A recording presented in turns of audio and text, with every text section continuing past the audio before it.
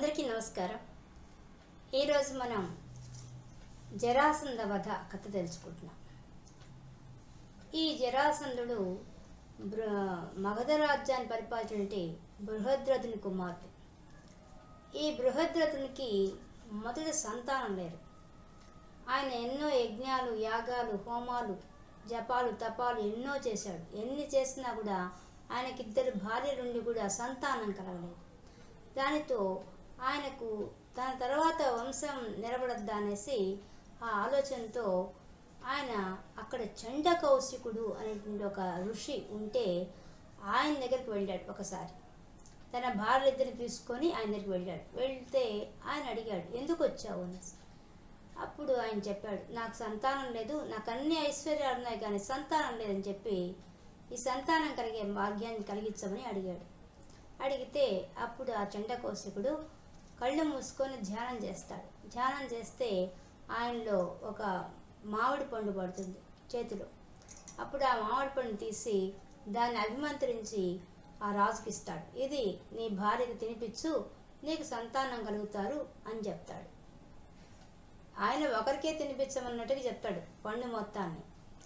కానీ ఆయన ఏం చేస్తాడంటే ఇంటికి వచ్చిన తర్వాత రాజు ఒక మంచి శుభముహూర్తం చూసుకొని దేవుడికి పూజ చేసి ఆ పండు 2 ముక్కలు చేసి సగభాగం ఒక భార్యకు, సగభాగం ఇంకో భార్యకి ఇస్తాడు.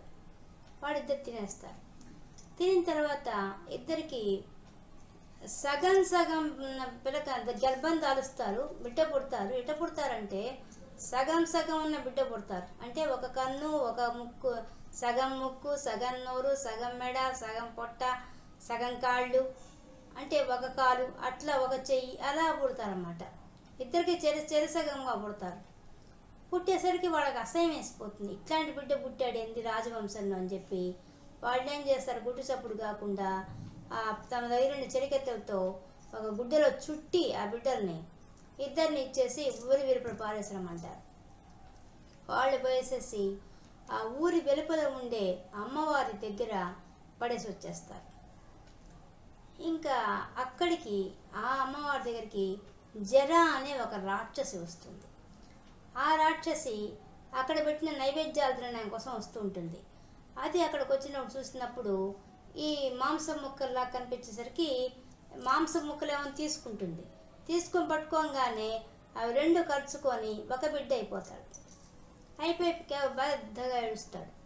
అప్పుడు దానికి అర్థమైపోతుంది, ఇది అది అర్థం చేసుకుంటుంది, ఈ మహారాజుకు సంబంధించిన బిడ్డ ఈ మహారాజుకి ఇచ్చేయాలని చెప్పేసి అదేం చేస్తుంది, ఆ బిడ్డని తీసుకెళ్ళి మహారాజుకి ఇస్తుంది. రాజు బాగా సంతోషిస్తాడు. ఇంతకీ నువ్వెవరమ్మా, నువ్వు మాకింత సహాయం చేస్తున్నావు, మాకు బిడ్డని తెచ్చిచ్చావు అని అడుగుతాడు. అడిగితే నా పేరు జర, నేను రాక్షసిని, అక్కడ అమ్మవారి దగ్గర ఉంటే తీసుకొచ్చానని చెప్పి చెప్తుంది. అప్పుడు అర్థమైపోతుంది, నేను ఈ బిడ్డలిద్దరిని అతికిచ్చానని చెప్తుంది. ఆ తల్లులిద్దరికి కూడా, ఆయన భార్యలిద్దరికి కూడా పాలు చెవుకుంటాయి. అప్పుడు ఆ బిడ్డను చూడంగానే అప్పుడు వాళ్ళు తమ బిడ్డ అట్లా వచ్చాడని తెలుసుకుంటారు. అప్పుడు రాజు సంతోషించి ఆ పిల్లవాడికి అప్పుడు పేరు పెడతాడు. ఏమని, జర అనే ఒక రాక్షస్తే అతుకుపడ్డాడు కాబట్టి, సంధి చేయబడ్డాడు కాబట్టి జరాసంధుడు అని పేరు పెడతాడు ఆ పిల్లవాడికి. అప్పటి నుంచి జరాసంధుడు అని పిలువబడుతున్నాడు ఆ పిల్లవాడు. పెరిగి పెద్దవాడు అవుతున్నాడు. ఈ చండకౌశికుడు అనే ఋషి మళ్ళీ ఈ బృహద్రథుడి దగ్గరికి వచ్చి చెప్తాడనమాట, నీ పిల్లవాడు గొప్ప బలశాలి అవుతాడు, ఇతన్ని ఎదిరించగల రాజులే ఉండరు, దేవతను కూడా ఎదిరించే అంత శక్తి ఇతనికి ఉంటుంది, ఇతను గొప్ప బలాఢ్యుడు అవుతాడు అని చెప్పి బాగా పరిపాలన చేస్తాడని చెప్పి చెప్తాడు. చెప్పిన తర్వాత ఆయన సంతోషిస్తాడు బృహద్రథుడు. తర్వాత ఆయన పెద్ద వయసు వచ్చేసరికి రాజ్యాన్ని మొత్తం ఈ జరాసంధుడికి అప్పగించేసేసి మగధ రాజ్యాన్ని ఆయన భార్యను తీసుకొని అడవుల ప్రాంతానికి వెళ్ళిపోతాడు వనవాసానికి. ఈ జరాసంధుడు ఇంకా అక్కడి నుంచి విజృంభించి అందరి రాజులను ఓడించి అందరి తన బానిసలుగా చేసుకుంటుంటాడు. విజృంభించి యుద్ధం చేస్తుంటాడు వాడు. అలాగే ఆ జరాసంధుని కుమార్తెల్ని కంసుడికి ఇచ్చి పెళ్లి చేసి ఉంటాడు. కంసుడిని కృష్ణుడు సంహరిస్తాడు. సంహరించడం వల్ల ఆ కూతుళ్ళు వచ్చి జరాసంధుడు చెప్పి ఏడుస్తారు, తమ భర్తలు కృష్ణుడి వల్ల మరణించాడని చెప్పి. వెంటనే వాడి కోపం వచ్చేసి జరాసంధుడికి కృష్ణుడి మీద 17 సార్లు యుద్ధానికి పోతాడు. 17 సార్లు కృష్ణుడు ఓటమి వాడిని చంపగల స్థితికి వచ్చినా కూడా చంపకుండా వదిలేస్తాడు కృష్ణుడు. ఎందువల్లంటే వాడి మరణ రహస్యం కృష్ణుడికి తెలుసు కాబట్టి. మరణ రహస్యం ఏంది? వాడు అందరి చేత మామూలుగా యదువంశుల చేత మరణించడు వాడు. అదొక కారణం.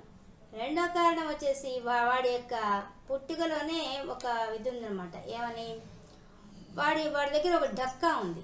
ఆ డక్కా మోగుతుంది. ఎవరినో శత్రువులు వాడి రాజ్యంలోకి వస్తే అది కనుక్కుంటుంది, అది మోగుతుంది. అది ఒకటి ఉన్నది. మూడోది వచ్చేసి అతనికి మల్ల యుద్ధం ద్వారా మాత్రమే మరణిస్తాడు. ఏదో యాదవ వంశం వాడు యుద్ధం చేయడానికి లేదు. ఇటువంటి అన్నీ ఉన్నాయి. వాడి విషయం అంతా తెలుసుకో ఉంటాడు కృష్ణుడు. అందువల్లే అతను చంపదగ్గ పరిస్థితులు వచ్చినా కూడా చంపకుండా వదిలేసి పంపించేస్తాడు.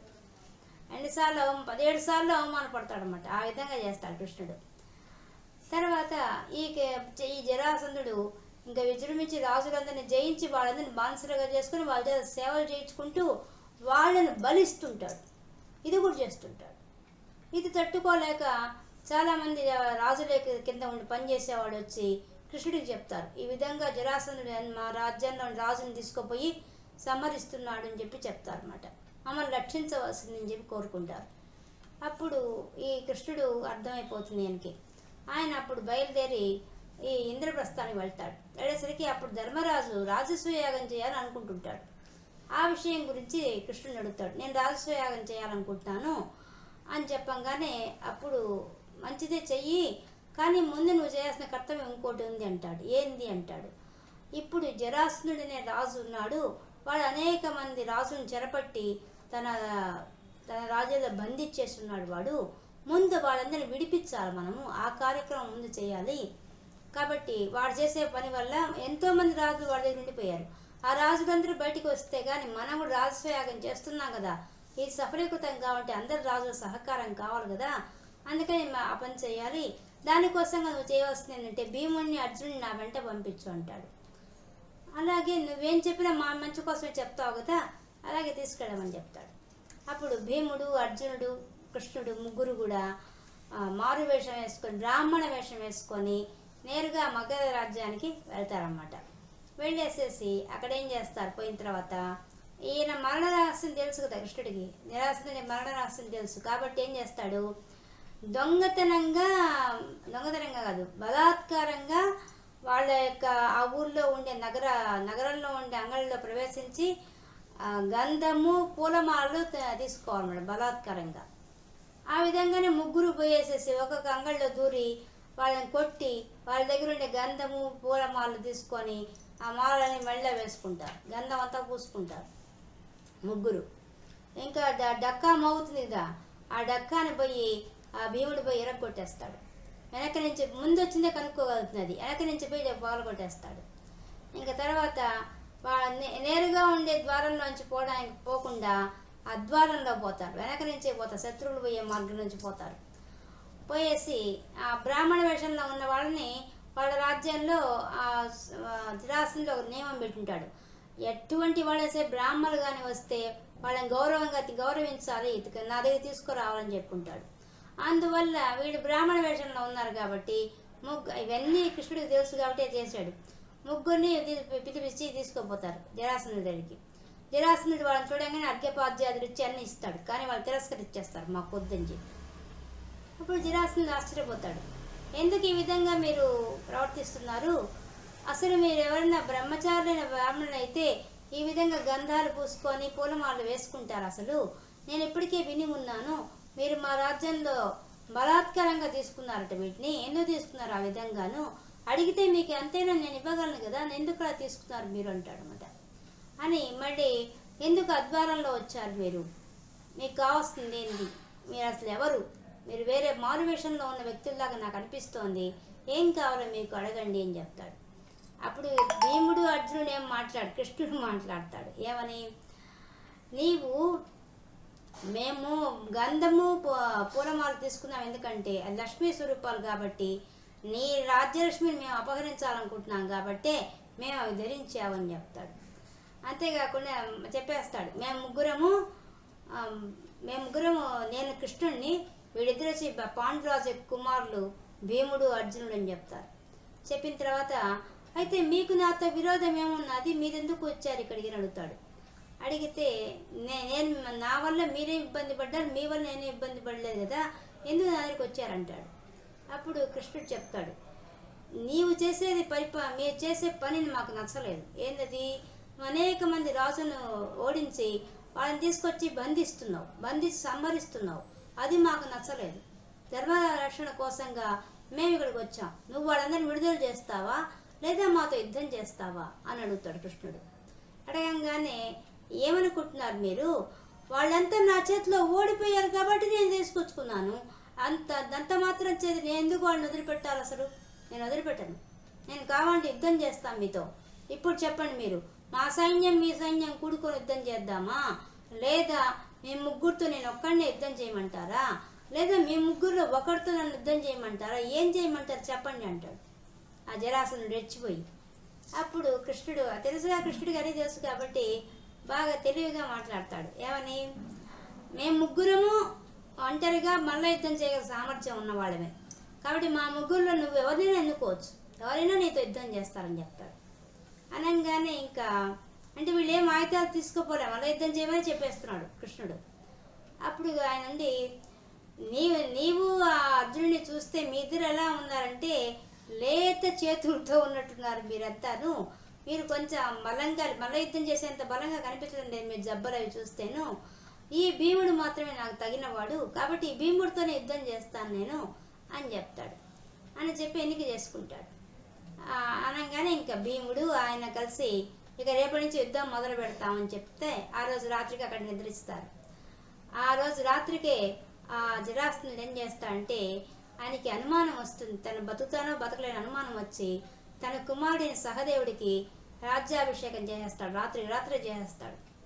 చేసేసి రాజ్యాన్ని అప్పగించేసేసి ఇంకా పక్కన రోజుకల్లా హాయిగా వీడి నిద్ర లేచి వీళ్ళకి ఆనందం కదా, కృష్ణుడికి భీముడికి అర్జునుడికి, ఎందుకంటే వాడు వచ్చిన కార్యమే అది కదా, వాడు నిద్ర లేచి ఉత్సాహంగా యుద్ధం చేయడానికి వచ్చేస్తారు.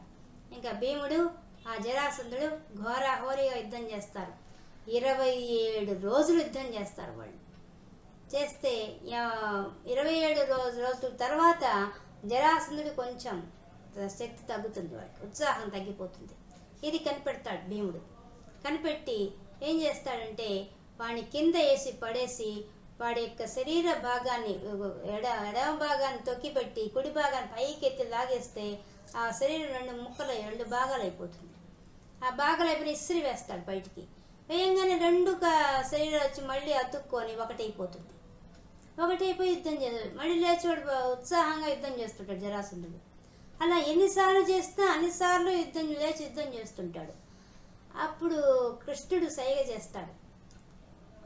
అక్కడే ఉండే గడ్డి పోసు తీసుకొని కృష్ణుడు దాన్ని ఇలా తీసుకొని ఇలా తుంచి ఇటు పక్కకు ఒకటి ఇటు పక్కకు వేయమని చెప్పి సైగ చేస్తాడు భీముడికి.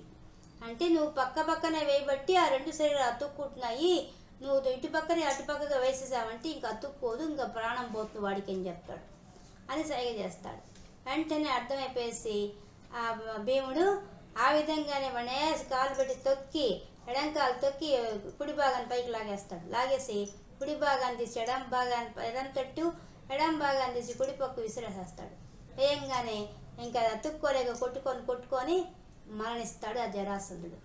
మరణించగానే ఆ కృష్ణుడు చెప్తాడు, వీడు చెప్పడానికి లేదు, వీడిని చిన్నప్పుడే విడిగా ఉన్న శరీరం మళ్ళీ కలిపారు, వీడిని వెంటనే కాల్చేసేయమని చెప్తాడు. కాల్చేయమని చెప్పేసేసి కాల్పిచ్చేస్తాడు ఆ శరీరాన్ని. కాల్పించి అప్పుడు అక్కడ ఉండే రాజులందరినీ విడుదల చేస్తారు. చేయంగానే వాళ్ళు ఎంతో సంతోషిస్తారు ఆ రాజులంతా. అప్పుడు కృష్ణుడు చెప్తాడు వాళ్ళందరికీ, ధర్మరాజు రాజసూయాగం చేయబోతున్నాడు, మీరందరూ అక్కడికి అందరూ రావాల్సిందని చెప్పి కోరుతాడు. అప్పుడు వాళ్ళందరూ కూడా మాకు ఇంత విముక్తి కలిగించామని చెప్పి వాళ్ళకు తోచిన కానుకలంతా కూడా వాళ్ళ ముగ్గురికి ఇస్తారు. ఇచ్చిన తర్వాత ఈ జరాసంధుడి దగ్గర మహారథం ఉంటుంది.